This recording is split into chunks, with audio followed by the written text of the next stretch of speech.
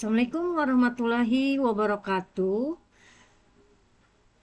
Siang ini kuliah kita pertemuan ke-12 membahas teori komunikasi berdasarkan prosesnya. Kalau kemarin kita sudah menjelaskan terkait dengan kelompok berdasarkan teori komunikasi dari tradisi teori komunikasi. Untuk kali ini bahasan kita teori komunikasi berdasarkan prosesnya itu dilihat dari yang pertama, teori komunikasi berbasis proses produksi dan persepsi pesan. Nah, produksi pesan itu melibatkan proses mental dalam arti manusia sebelum mengkomunikasikannya kepada manusia lain, baik secara verbal ataupun non-verbal. Nah, adanya rangsangan dari lingkungan luar itu adalah persepsi sebagai cara kita mengubah energi fisik lingkungan kita menjadi pengalaman yang bermakna. Jadi sebelum seorang komunikator menyampaikan pesan kepada komunikan, pesan tadi itu diproduksi. Ya, proses produksi itu tentunya perlu rancangan bagaimana pesan yang disusun tadi supaya bisa dipersepsi dan dipahami dengan jelas oleh komunikan. Untuk itu perlu direncanakan, kemudian dirancang, baik itu secara verbal ataupun non verbal. Nah, persepsi sebagai cara kita mengubah energi fisik lingkungan kita menjadi pengalaman yang bermakna. Nah, artinya apabila komunikator menyampaikan pesan kepada komunikan, baik itu secara verbal maupun non-verbal, kemudian direspon oleh komunikan dengan persepsinya.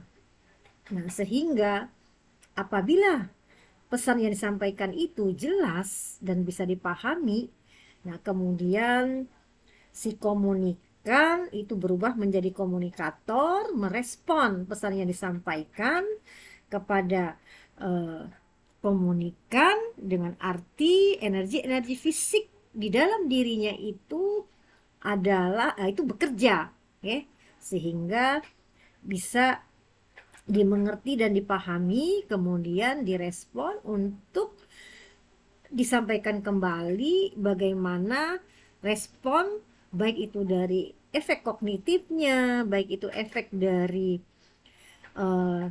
perasaannya, sikapnya, atau afektif, bahkan tindakan atau behavioral. Kemudian berdasarkan teori komunikasi berbasis proses interpretasi dan penyampaian pesan. Apa itu interpretasi? Yaitu bagaimana cara manusia memahami pesan dan bagaimana pikiran memproses informasi dan menginterpretasikan pengalamannya. Jadi dengan kata lain, interpretasi itu bisa dilakukan oleh manusia. Dalam hal ini, pesan yang disampaikan oleh komunikator kepada komunikan, ketika komunikan mengerti, memahami pesan tadi yang disampaikan oleh komunikator, kemudian pikirannya itu bekerja dan memproses informasi dan kemudian diinterpretasikan berdasarkan pengalaman dirinya maupun pengalaman dari si komunikator yang menyampaikan pesan tersebut. Jadi interpretasi itu hasil pemahaman seorang komunikan, tidak mengurangi dan tidak menambah dari apa yang diterima terkait dengan pesan yang disampaikan oleh komunikator. Nah, artinya bagaimana pesan disusun dan disampaikan itu berupa kata-kata dan simbol apa yang ada dalam pesan itu, serta bagaimana pesan diartikan atau dimaknai. Jadi bagaimana kata-kata dan simbol itu secara konkret apa yang ada dalam pesan itu, bagaimana diartikan atau dimaknai. Nah, kemudian teori komunikasi berbasis struktur pesan. Nah, maksudnya di sini susunan pokok-pokok gagasan yang menjadi satu kesatuan pesan yang utuh, terdiri dari unsur-unsur pesan. Teori komunikasi berbasis dinamika interaksi. Nah, artinya di dalam suatu interaksi, baik itu komunikator dan komunikan, terdapat proses memberikan dan pengambilan, pemproduksian dan penerimaan antara individu dan kelompok yang terlibat dalam transaksi komunikasi. Jadi ada dinamika. Jadi antara komunikator dan komunikan itu interaksinya dinamis. Nah, artinya di sini bisa aktif, bisa juga komunikannya pasif. Jadi tergantung pesan yang disampaikan oleh komunikator bisakah dipahami atau dimaknai. Apabila pesan tadi disusun dengan jelas, bisa dimaknai dan dipahami, maka komunikasi ini dapat melibatkan yang memunculkan transaksi dari komunikasi.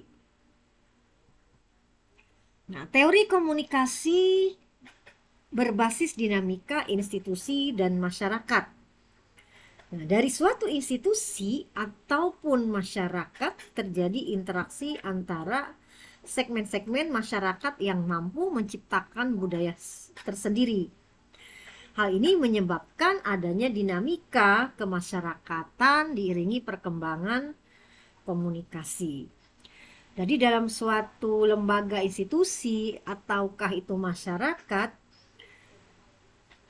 akan terjadi suatu interaksi antara segmen-segmen masyarakat, baik itu individu, kelompok, individu dengan kelompok, kemudian kelompok kecil, kelompok besar yang mampu menciptakan budaya tersendiri. Dari interaksi ini bisa terjadi proses komunikasi ataupun interaksi masing-masing yang mempunyai latar belakang budaya yang berbeda. Nah, ini menyebabkan adanya suatu variasi atau dinamika kemasyarakatan yang tentunya individu maupun kelompok itu dari latar belakang yang berbeda, yang diiringi perkembangan komunikasi. Oke, terima kasih. Sampai di sini pertemuan kita ke-12. Kalau memang ada yang tidak dimengerti atau kurang jelas, mangga ditanyakan. Kita sharing, mungkin bisa diterapkan dengan contoh atau kasus. Yang lain kalau misalnya bisa menambahkan, silahkan. Sebelum saya akhiri dengan ucapan wassalamualaikum warahmatullahi wabarakatuh.